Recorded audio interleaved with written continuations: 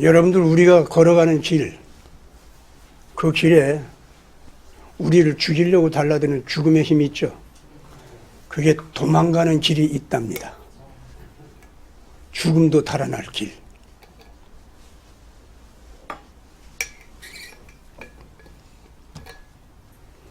바울 사도가 여기저기 이제 전도 여행을 다녔지 않습니까? 오늘 읽은 본문 말씀도 바로 마케도니아에서 복음을 전파하다가 그리스로 들어갔었어요. 그랬다가 다시 또 마게도냐 쪽으로 가야만 하게 됐습니다.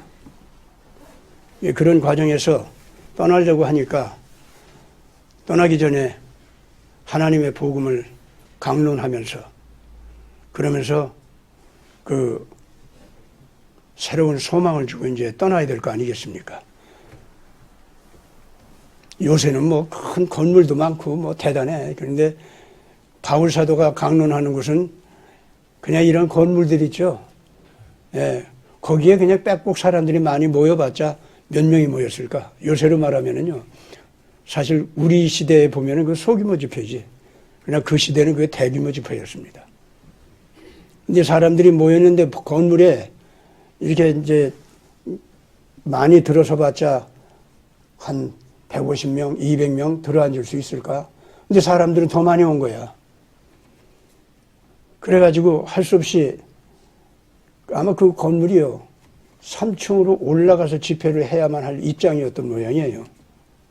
그래서 이제 집회를 하는데 나중에 앉을 자리가 없으니까 이 창문 턱에 앉았어. 강론을 하는데 너무 길어가지고 밤중까지 해버렸어. 밤중까지 하다 보니까 유도고라고 하는 청녀가 그 창문에 걸터 앉아가지고 열심히 듣느라고 듣는데 그냥 지쳐가지고 못 견디겠어. 그래서 그냥 졸기 시작한 거야, 열심히.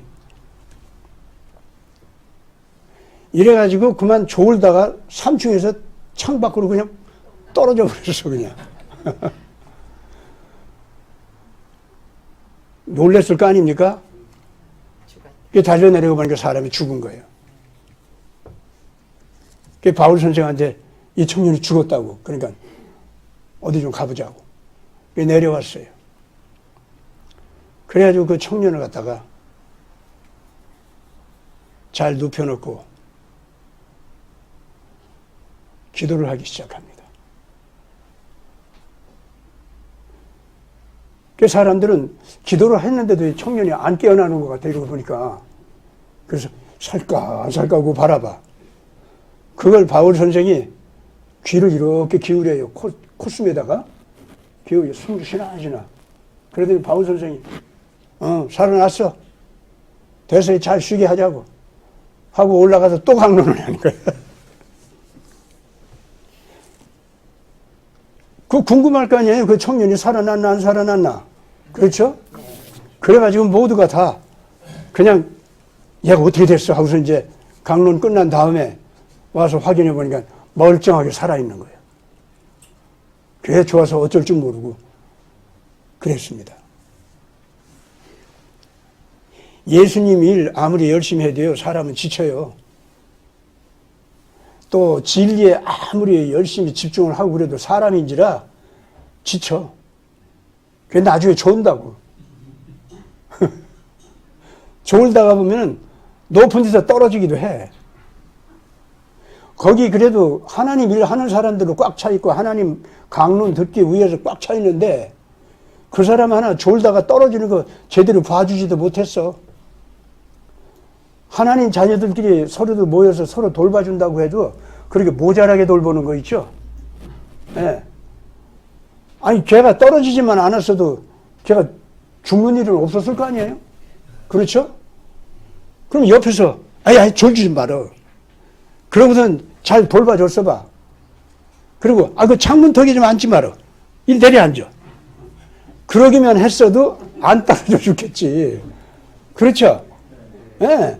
근데, 거기에서요, 전도들, 어떤 사람은 바울 사도의 강론에 심취해서, 어떤 사람은 유도가 같이 조언을 하고, 어떤 사람은 이 일 저 일 생각나가지고 강론도 좋지만은 이것저것 걱정하면서 딴 데 정신 파느라고. 어쨌든 이 청년이 창문턱에 앉아서 위험하게 졸고 앉아있는 걸 못 봐줬어요. 그래서 이 청년이 졸다가 떨어져서 죽은 거는 동시에 그 청년이 조는 것만 문제가 아니고 부주의하게 그 창문턱에 앉아 있었던 것만 문제가 아니고 걔를 잘못 돌봐준 옆에 사람들도 잘못이 있지. 그러고 보면 바울 사도도 좀 책임이 있어. 좀 재미있고 강론하지. 그리고 조금 더 좀 쉬게 하면서 강론하지. 네, 사람은요, 하나님의 일을 한다고 하지만 열심히 내다가 보면은요, 다 모자란 게 있어요. 모자란 게 부딪히다 보면 그것이 문제가 돼서 심지어 싸움이 일어나다 보면 그냥 책임 전가가 막 일어나고 책임 전가가 일어나다 보면 말도 안 되는, 그런 이유를 가지고, 왜 그러냐 하면서 이제 그 싸움다운 싸움이 아니라 이제 말 가지고 싸움질을 해야 이제 또. 예수님 일을 하면서도 모자란 사람들끼리 모여 있다 보니까 각자가 올바른 목적의식, 착한 동기 가지고 왔어도 모자란 사람들끼리 모자라게 일하다 보니까 그런 문제 벌어져요. 우리 여기 한박교회도 마찬가지지 뭐. 안 그래? 그렇죠? 어떤 때는 여기 청소하는 일 가지고 이는지 저는지 보면서 기분 나쁜 그것도 있을 수 있어. 내가 보니까 그런 사람들 없더구만. 있을 수 있지 그거. 예. 어떤 때는 조승미 집사가 누가 시키지도 않았어. 이런 보통 날 자기 일 끝나고 자기도 지쳤을 텐데 나는 한번 와서 이제 피아노 치면서 뭘 좀 구상하느라고 와 있는데 누가 와서 뭘 하고 있어. 보니까 그냥 이 바닥을 갖다가요 막 열심히 닦고 있어. 바닥이 그래서 언제나 그렇게 깨끗했었구나. 누군가 봤더니 조승미 집사야. 그 조승미 집사는 또 여기 방송실에서 일하다가 잔소리 듣는 사람이야. 왜 예배 드리는데 나와서 예배 안 드리고 거기만 들어앉아 있냐고 잔소리도 들어 또.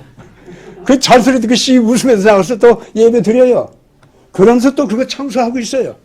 그 모습 전체가 하나님께서 보실 때는 너무 이쁘잖아요. 그렇죠? 예. 또 저 부엌에서 일하는 분들, 아이고, 또 참 대단할 거예요. 난 그분들요, 내 말은 안 하고 있지만은 언제나 얼마나 고마워하는지 몰라, 진짜. 정말 여기 이 교회를 갖다 내 집처럼 알고 있는 애정이 아니고서는 그렇게 할 수가 없어. 우리 이영희 권사님이 흰머리 펄펄 날리면서 주일날마다 그 빵 부어오는 거 있지, 왜? 그 빵 부어오는 제주 뭐 자랑하느라고 그러나? 아니에요, 이분. 그런 분 아니라고. 또 집에서 그 가지고 그 빵 굽고 그러는 거 노인네가 참 불편하고 어려운 거 많죠. 근데 왜 그러는지 알아요? 내 손자 새끼들이 오면은 뭘 먹여주는 거 있죠? 할머니라서 그거 만드는 거. 꼼실꼼실 그 먹는 게 얼마나 이뻐. 그걸 생각하면 너무 이쁘거든? 그래서 손자들을 위해서 그 만드는 것이 재미있잖아요. 딱 이분이 그런 심정으로 교회에 빵 구워가지고 온다고. 그냥 오는 거 아니에요. 원주에서부터 여기까지 1인 시위하면서 열심히 뛰던 애국자가 주일날도 못 늦어서 여기까지 뛰어오는 거 그거 왜 오겠어요? 애정이죠. 뜨거운 사랑입니다. 그러나 이 사람들 하나하나가 여기 와서 보면은 어떤 때는 자기 성제들이 웩 하고 소리 지르고 어떤 때는 그냥 남이 보거나 말거나 열심히 청소하고, 예?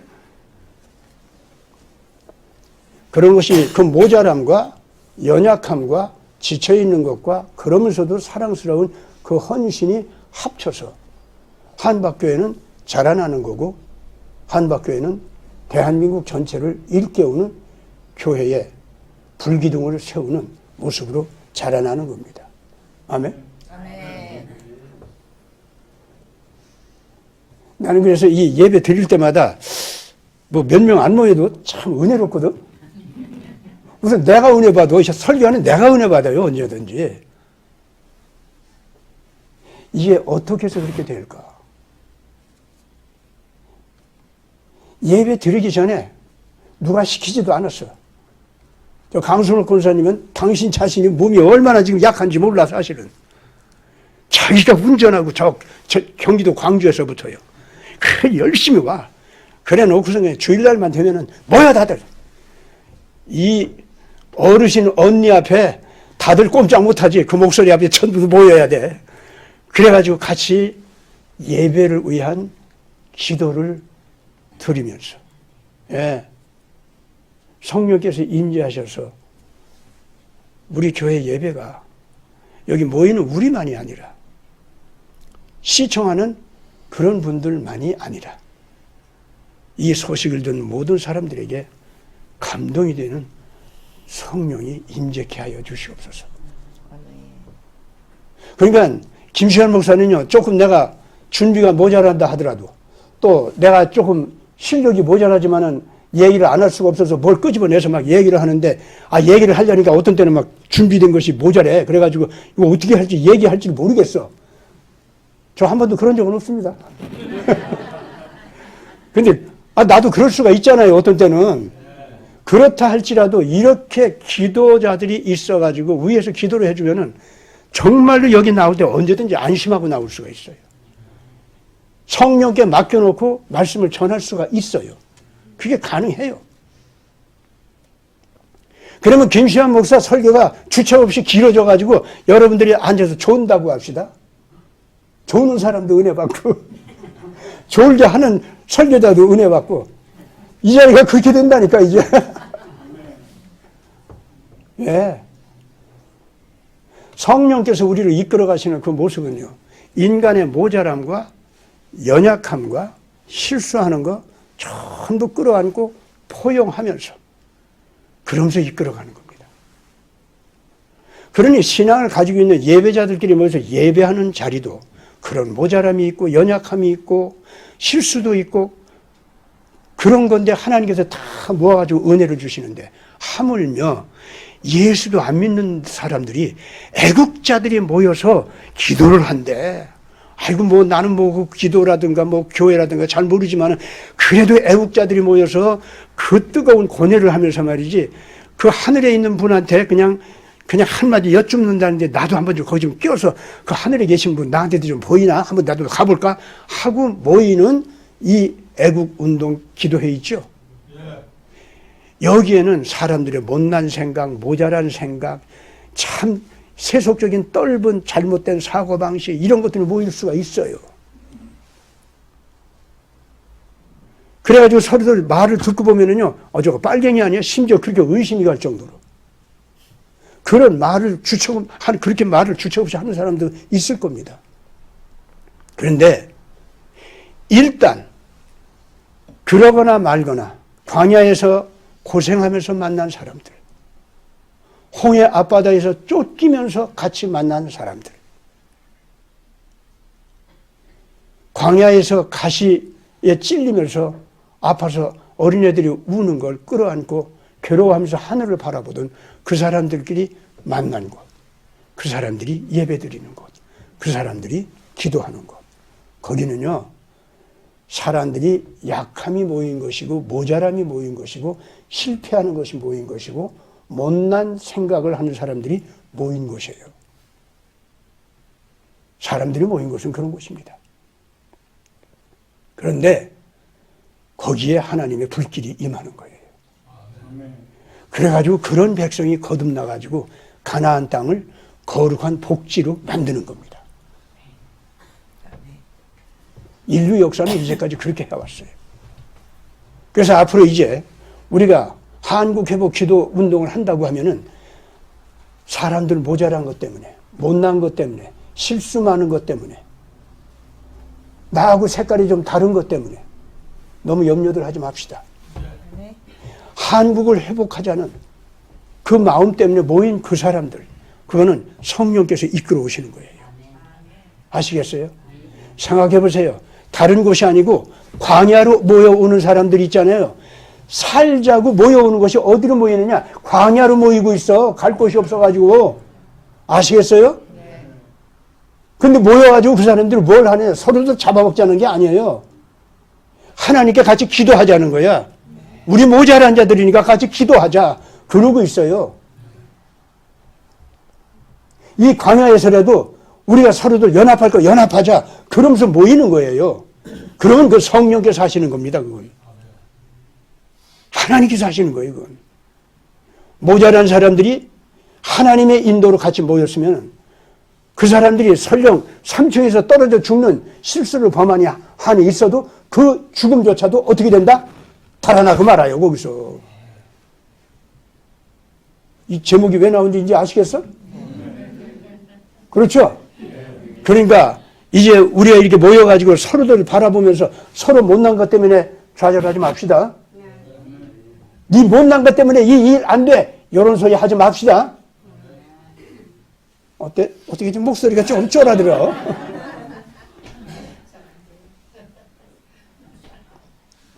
자, 그렇기 때문에 계시록 14장에서 하나님의 어린 양이 나타나고 거기에 14만 4천의 흰옷 입은 거룩한 성도들이 나타나는데 거대한 권세가 일어나는 걸로 나와 있어요.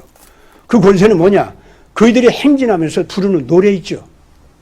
이것이 정말로 참 하늘에서 내려오는 노래를 부르더라 그 말입니다. 어?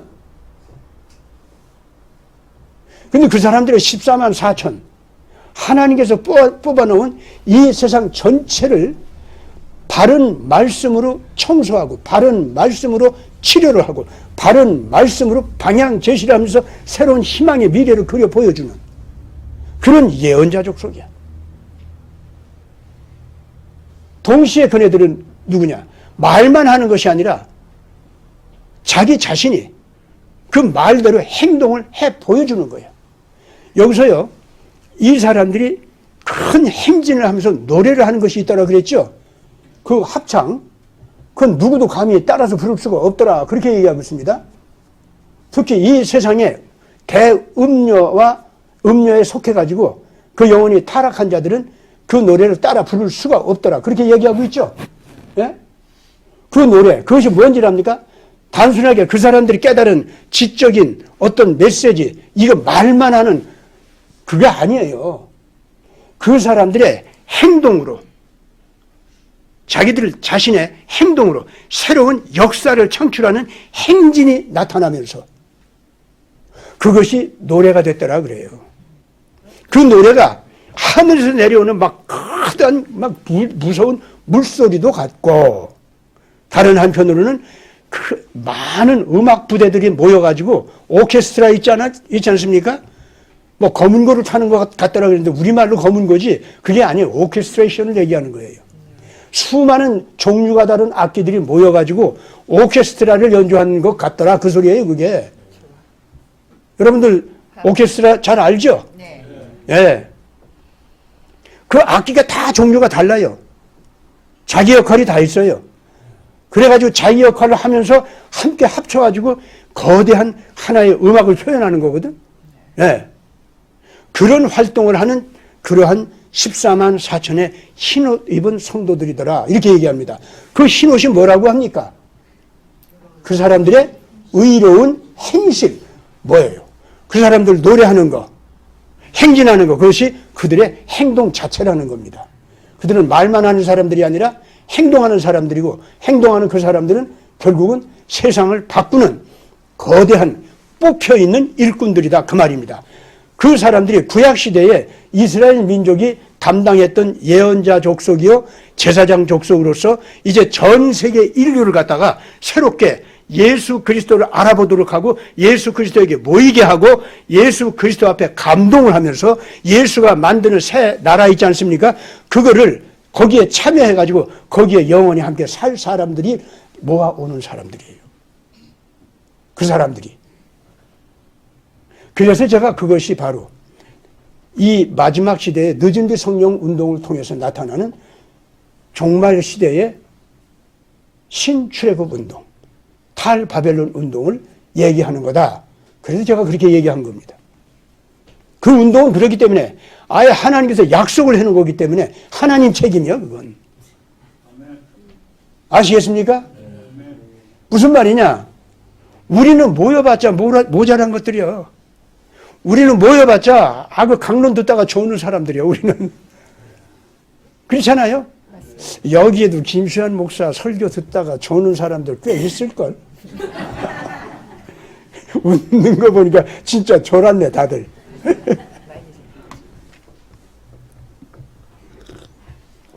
그러나 저는요, 여러분들이 이 방송을 시청하고 또는 이 자리까지 일부러 오고 하는 거 있죠?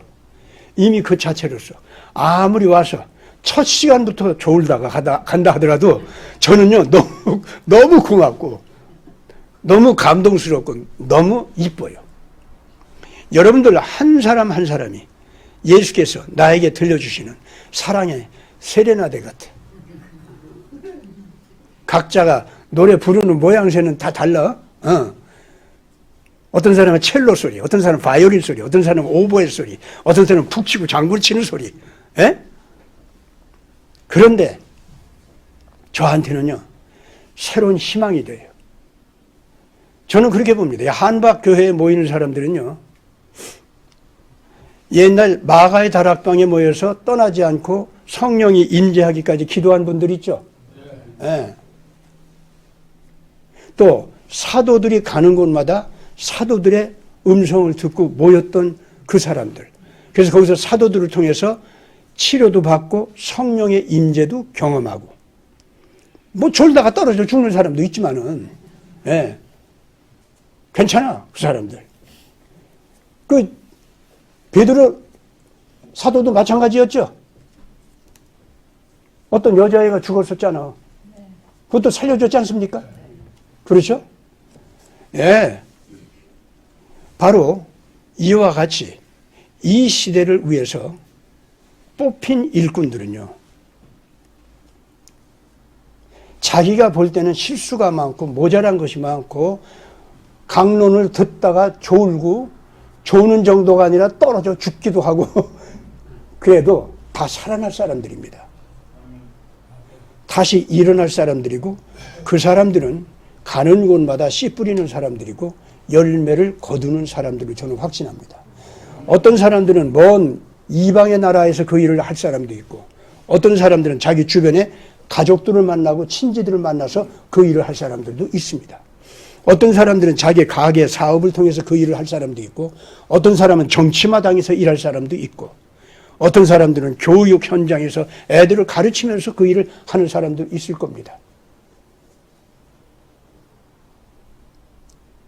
그러나 성령 안에서 이 권위를 받은 사람들은 각자 어디에서든지 자기 사명에 따라서, 자기에게 주어진 기능에 따라서 그 일을 할 때마다 각기 하나님께서 그 기이한 권세를 주십니다.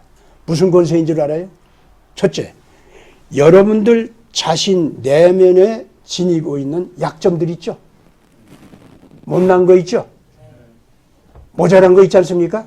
그거요, 다 은혜의 기회로 바꿔주는 기가 막힌 역사가 일어난다, 그 말입니다. 그러니까 이런 사명을 받은 사람들 특징이 있어요. 내가 약점이 있고 못난 게 있고 참 그 어디 내세울 거 없는 거 있지 않습니까? 부끄러운 게 있고. 그런데 그런 사람들 특징은 그게 다 은혜의 기회로 바뀌기 때문에 좌절에 부딪히는 법이 없습니다. 자기 절망, 자기 혐오, 더군다나 그런 병에 걸릴 염려가 없는 사람들입니다. 오히려 꼭 은혜를 받아요, 그 사람들은. 그렇기 때문에 자기 약점을 알고 일어나는 사람들이기 때문에 이 사람들은 남의 약점이 있죠? 예? 그걸 문제 삼지 않아요. 그 내가 짊어져, 그냥. 내가 짊어지면서, 나 좀 짊어지다 보니까 너무 무겁다. 너 좀 정신 차려라. 이러고 잔소리 해요. 아시겠습니까? 그 잔소리가 위력이 있어가지고 그 사람 고쳐버려요. 예. 그래가지고 그 변화의 위력이 엄청납니다. 이런 사람. 내 약점을 알기 때문에 이 사람은 정직하고 겸손해요. 나에게 내 약점에 내가 문제를 삼지 않았던 사람이기 때문에, 그래서 오히려 내 약점 때문에 희망을 갖고 더 은혜를 받고 일어난 사람이기 때문에 남의 약점이 있는 것 때문에 그 사람을 향해서 절망하지 않아요. 절망하지 않기 때문에 그 사람이 자기를 혐오하지 않도록 그 사람을 흔들어 깨울 수가 있어요. 동시에 그 사람 속에 있는 좋고 아름다운 거 있죠? 그걸 알아내. 근데 그 사람 자신은 자기가 뭐가 아름답고 뭐가 좋은지 자기는 몰라. 자기는 모르는데 나는 알아줘. 그걸 딱 지적을 하고 그걸 막 흔들어 깨우는 거야. 그러면 처음에는 날 희망 고문하지 마 하고서 탁 날 갖다 물리쳐요. 그러나 희망 고문 하지 말라고 하면서 물리치거나 말거나 가서 또 흔들어 깨우고 또 흔들어 깨우고 그러다 보면은요 어느샌지 모르게 내가 정말 그런 사람이야 하고 따라와요. 그리고 내가 나를 인해서는 희망을 못 갖는데 나에 대해서 희망을 갖는 당신 때문에 당신의 나를 향한 그 눈동자를 믿고 내가 한번 해보겠어. 그럼 한번 해볼게. 하다가 보면 자기가 달라지는 걸 자기가 경험한다 이거죠. 저는 지나간 50년 동안 목회하면서요 그런 사람을 무수히 봤습니다. 소위 치유한다는 거 있죠. 그건 그런 식의 자기 발견을 하게 하는 거 있지 않습니까? 그게 치유예요. 치유 다른 거 없습니다. 자기 못난 거에 대해서 절대로 좌절하지 않게 하는 거 있죠. 네. 그것이 은혜의 기회라는 거. 그가 특이하신 하나님의 사랑을 받는 존재이기 때문에 그 사랑을 받을 수 있는 통로를 열어주기 위해서 일부러 그 사람한테 그런 약점이 있다는 거. 요걸 깨우치게 되면요. 처음에는 화를 내요, 이 사람이. 그랬다가 나중에는요. 정신 번쩍 차리면서 진짜 맞네, 진짜 그러네 하고 달라져요. 그러다 보니까 장애인들 있지 않습니까? 장애, 그게 얼마나 괴롭습니까? 몸이든 정신이든 그게 있으면 얼마나 괴로운 거예요, 그게. 그렇잖아요? 근데 그것이 그 식구들을 정결케 하고 겸손하게 만들고 그리고 이 사람이 하나님의 특이한 은혜를 받을 수 있는 기회라고 하는 것을 깨닫게 하는 것이 그 사람 장애를 극복하는 치료약입니다. 언제든지 그렇게 돼요. 제 경우는 그렇기 때문에 근본적으로 특히 이제 심리적 장애는 더 그런데 그런 심리적 장애가 있는 사람은요, 어떤 때는 한 번에 이제 대화 몇 마디 하면 고치는 경우도 있지만은 한 번에 되지 않는 경우가 많거든요. 그러면 그런 때는 그 사람을 위해서 기도를 합니다. 그러면서 기도를 하면서 반드시 내가 적어주거나 아니면 기도를 갖다가 녹음을 하라고 해요. 그래가지고 생각나거든 펼쳐봐. 생각나거든 한번 들어봐. 그랬더니요. 더 은혜가 되는 건 내가 글씨로 적어준 거 있죠? 그것이 더 은혜가 되더라고 보니까. 왜 그러냐 그랬더니 내가 그 휘갈겨 쓴 글씨 있잖아요. 거기에 뭐가 막 돈대. 하나님의 역사가 돈대 거기에. 그때 당시 그 글씨를 쓰던 내 심정, 내 감정 있잖아요. 그게 느껴진대요. 느껴지면서 더 나가서 하나님의 말씀도 말씀이지만은 그걸 받아 쓰는 내 심정이 있죠? 그것까지도 읽혀진대, 자기가. 그러니까 앞으로 혹시 여러분들 내가 쓰는 글씨 봤거든. 그런 거 잘 보세요. 예. 그래가지고 평생 저하고 만나지 못하는 그 몇십 년의 기간이 있어도 평생 저하고 대화하는 기분으로 산다는 거예요. 어떤 때는 제가 나타나서 꿈에도 나타나가지고 막 잔소리하고 막 그런데 어떤 때는 막 격려해주고 알고 보니까 그 사람하고 만난 지 한 12년 됐는데 그동안 여러 번 내가 만났더라고 꿈속에서 그 사람을. 그래가지고 어떤 때는 미운 노릇도 하고 이쁜 노릇도 하고 그랬어요 내가. 그래가지고 이 사람을 결국은 변화시켜가지고 내 인생이 이렇게 달라졌다는 고백을 자주 들어요 제가.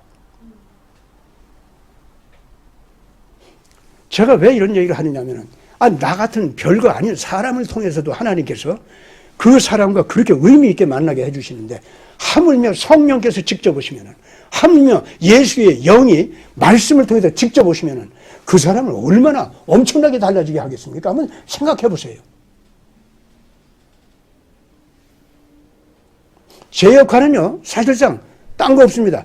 예수님은 진짜 계시거든. 예수께서 하신 요 말씀은 진짜 이루어지거든.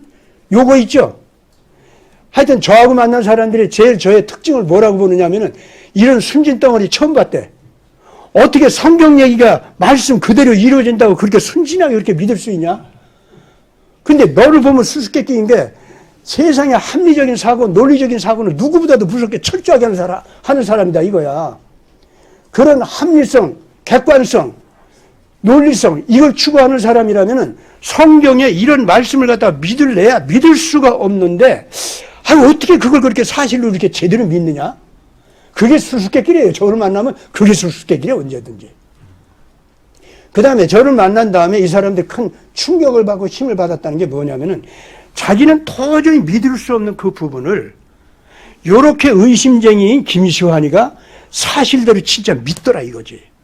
그리고 거기에 대한 근거를 갖다가 실제 경험담이라든가 역사라든가 그걸 얘기하는 걸 보면은 또 성경 풀이하는 거 보면 이거 맞더라는 거야.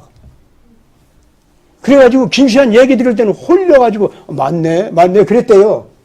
근데 떨어져 나오면 또 자기 생각으로 도로 돌아가. 그래가지고 김시환 말 그거 내가 홀렸어. 안 맞아. 그 희망 고문하는 거예요. 또 그래 본다는 거예요. 그러나 일단 그렇게 경험을 한두 번 하지 않습니까? 그러면은요 잊혀지지를 않는 거예요. 괴로움을 당할 때도 기쁜 일을 당할 때도 기쁜 일을 당할 때는 와 김시환 목사 말 맞네. 괴로운 일을 당하면 에이 그 목사 말 틀렸어. 그러면서 끊임없이 생각나는 거예요. 그것이 단순하게 김시환이겠습니까? 예수님이란 말이에요. 아시겠어요? 그 사람은 나라고 하는 이 과정을 통해 가지고 과도적인 어떤 그걸 통해 가지고 예수님을 만나는 거예요. 그 사람은. 그래서 그러고 보니까 예수님이 진짜인 것 같네. 이렇게 되는 거예요. 이 사람이. 그래가지고 어느 날 자기가 직접 물어봐요. 나는 하나님도 잘 모르겠고 예수님도 잘 모르겠는데 참 나 이런 소리 하려니 혼자 이런 소리 하니까 참 내가 좀 도운 것 같으네. 근데 예수님 정말 계신 거예요? 김시환 목사가 나보고 그랬는데 정 예수님이 안 믿어지면 김시환 목사가 믿는 예수님 진짜 계시면 나한테 좀 나와 보세요. 그렇게 해보라고 그랬는데 진짜 이 시간 그렇게 해보고 싶네요. 예수님 정말 살아계신 분입니까? 하나님 아버지 그 김시환 목사 말씀대로 정말 계시면은요 되게 좋겠네요. 진짜 내가 고아가 아니거든요. 그렇게 되면은 그런 아버지가 계시다면요 내가 고아가 아니잖아요. 나는 아버지가 있는 거 아닙니까? 너무 좋을 것 같아요. 근데 정말 계세요? 계시면 저한테 나도 좀 알아보게 나타나 보세요. 어떤 사람은요 직접 그랬다가 그랬더니 마음속에서 그런 소리가 들리더래요. 내가 어떻게 나타나면 네가 나를 믿겠냐? 이러고 묻는 것 같더래. 사실은 물었죠, 그렇게. 그래서, 그러면요, 5천만 원 내놓으세요. 나 당장 그것 때문에 아주 못 살겠습니다. 아주 죽을 지경입니다.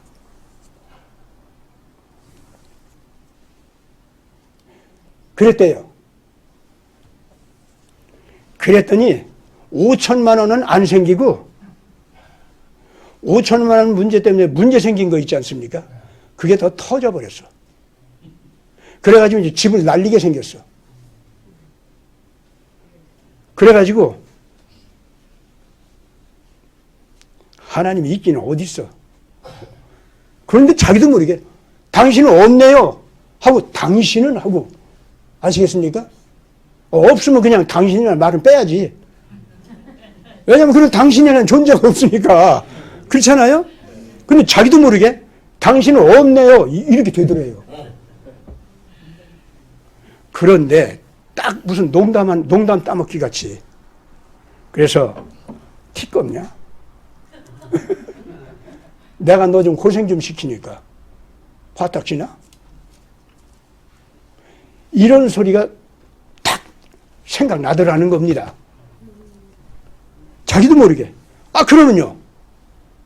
하나님이 나를 그렇게 사랑하고 아버지가 아껴준다면 나 이런 문제 좀 해결해 주셔야죠. 너무 하시네 이거.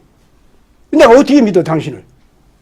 자꾸 당신 하면서 자기도 모르는 사이에. 그런데 지금 제가 실제로 있었던 얘기 그대로 해주는 겁니다. 여러분들한테. 근데 왜 자꾸 내가 없다면서 왜 당신 하냐? 네가 자꾸 당신하고 나를 부르니까 내가 참 기쁘다. 네가 나를 진짜로 불러주니까 너무 기쁘네. 내 얼굴 보이냐? 네가 나를 당신하고 나를 부르니까. 당신은 없어 하면서 당신 어딨어? 당신 어딨어? 이러고 너 나 부르는 거 아니? 네가 그렇게라도 불러주니까 내가 너무 기쁘네. 이때요, 김시환 목사가 욥이라는 사람에 대해서 설명한 것이 딱 생각이 나더라는 거예요. 욥이 무슨 말인지 아냐? 내 아버지는 어디에? 하고 우는 소리다 그게. 성경에 제일 먼저 성경을 기록한 사람이 욥기를 썼다고 하는데 그 욥이 바로 이름이 그 뜻이 뭐냐면 내 아버지는 어디에? 그런 뜻이란다. 그 욥이 하나님의 진리도 좋고 올바른 율법도 좋고 하나님의 존재가 어떠한 그 속성을 가진 큰 하나님이다라고 하는 그 사상도 좋고 그래서 하나님은 살아 계셔야 됩니다. 하나님은 계십니다. 나는 믿습니다. 당신의 뜻대로 나는 정결하게 살고 싶습니다 하고 한평생 열심히 충성하고 살았던 그 욥. 그런데 세상에 억울한 일을 당했다 이거야. 억울한 강도질을 당하고. 그래가지고 하루아침에 단순하게 가난한 자가 된 게 아니라 자기 부인한테 버림당하고 그걸로 끝이지 않고 이제는 몸까지도 문둥병자같이 그냥 상할 대로 상해가지고 견딜 수가 없는 냄새가 썩은 냄새가 나는 고름 냄새가 나는 그런 몸뚱이를 가지고서 이제는 죽고만 싶은 거예요. 죽자 하니까 하나님이 주신 몸뚱이인데 자기가 자기를 죽이면은 이게 또 하나님께 참 잘못하는 것 같아서 그러지는 못하고 하나님 어디 계십니까?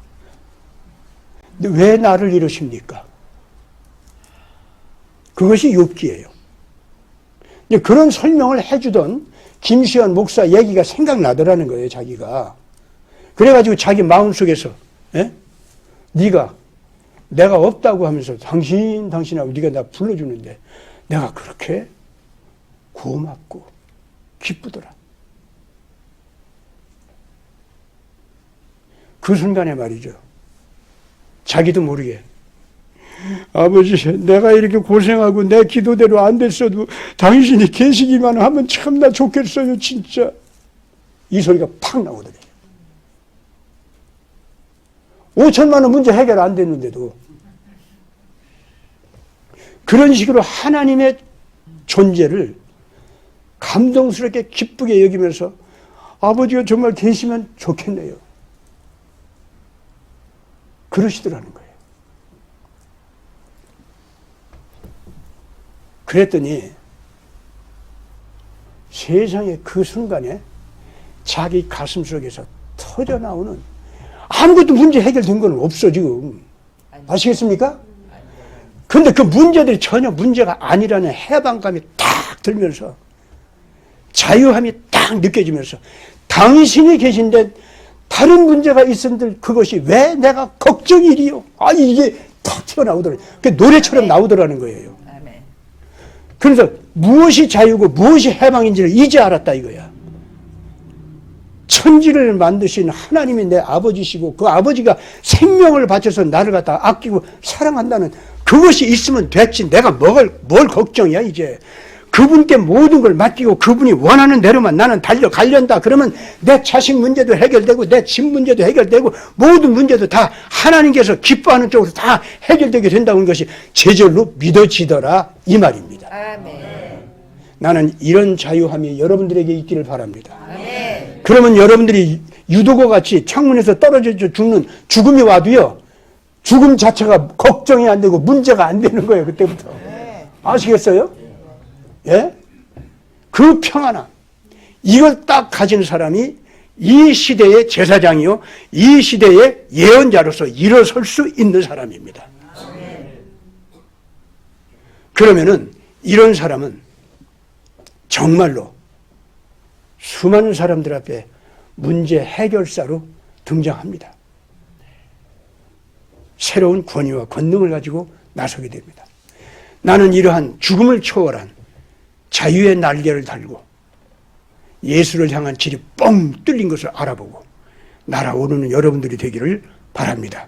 아멘. 한방모바일교회에 나오신 여러분들은 옛날 마가의 다락방에 모여가지고 성령의 임재를 경험하고 온 세계를 바꿨던 그 위대한 맨 첫 번째 120명의 성도들이죠. 한방모바일교회에 나오시는 여러분들은 다 그런 예배자가 되고 그러한 제사장이 되고 그러한 예언자가 되기를 바랍니다. 아멘. 같이 기도합시다. 아버지 하나님, 예수 안에서 무엇이 자유고 무엇이 해방이고 무엇이 문제 해결인지 이 시간 새삼 깨닫게 되었습니다. 진리를 향해서 달려나가는 한 나에게 죽음이 온다 할지라도 죽음 자체가 위력이 상실되고 오히려 나는 죽음을 초국할 수 있는 존재라고 하는 그것을 경험할 수 있도록 하는 기가 막힌 기회라는 것을 이 시간 우리가 알았습니다. 우리 모두가 유두고 청년처럼 이 길을 달려가다가 죽을지라도 그 죽음을 초국하고 일어나서 결국은 하나님의 거룩한 씨를 뿌리는 자가 될 것이고 열매를 거두는 자가 될 줄 믿습니다. 이 믿음을 가지고 우리가 이 시대의 예언자가 되고 이 시대의 제사장이 되게 하여 주시옵소서. 아멘. 우리 구주 예수 그리스도 이름으로 간절히 기도드리옵나이다. 아멘. 아멘.